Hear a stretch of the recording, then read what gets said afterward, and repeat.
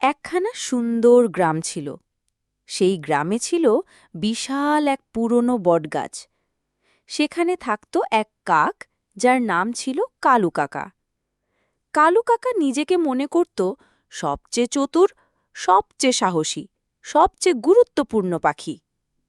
প্রতিদিন সকাল হলেই সে গলা ছেড়ে ডাকত আর বলতো, কা কা কা শুনে রাখো, আমি এই গাছের রাজা, আমি সবচেয়ে বুদ্ধিমান।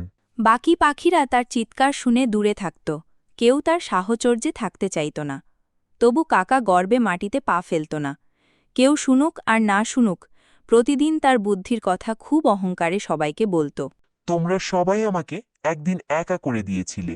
আমি একা হয়ে গিয়েছিলাম, তোমরা কেউ আমার পাশে ছিলে না। একদিন আমার খুব পানি পিপাসা পেয়েছিল। আমি তৃষ্ণার্ত অবস্থায় এদিক ওদিক ছুটে বেরিয়েছি। অনেক খোঁজার পর এক বাগানে একটা পানির কলস দেখতে পাই। আমি সেখানে গেলাম, কিন্তু দেখলাম পানি আছে কিন্তু অল্প, যা কলসের তলার মধ্যে ছিল। আমি পানি খেতে পারছিলাম না। তারপর মাথায় বুদ্ধি এলো।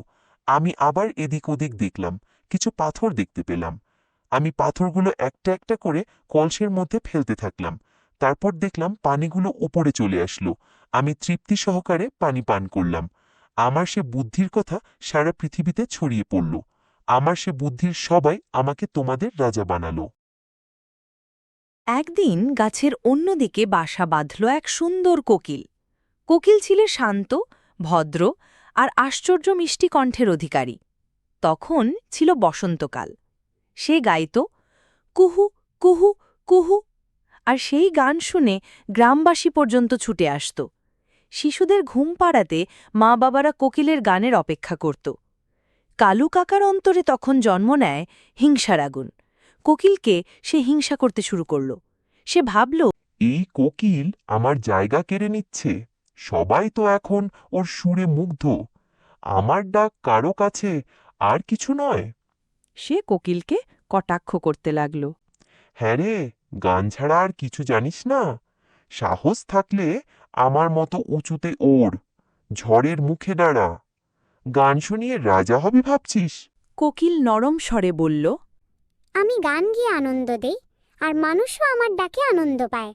আপনার ডাকে মানুষ, এমনকি অন্য পশু পাখিরাও বিরক্ত। আপনি ডেকে ভয় দেখান। মানুষ কাকে ভালোবাসবে তা সময়ই বলে দিবে। কোকিলের কথা শুনে কাকের খুব রাগ হল। কোকিলকে কিভাবে শিক্ষা দেওয়া যায় সেই চিন্তায় ব্যস্ত হয়ে পড়ল। অহংকারী কাক একদিন চুপি চুপি কোকিলের বাসায় গিয়ে ডিম ভেঙে দিল। কোকিল তা দেখে অনেক কষ্ট পেল।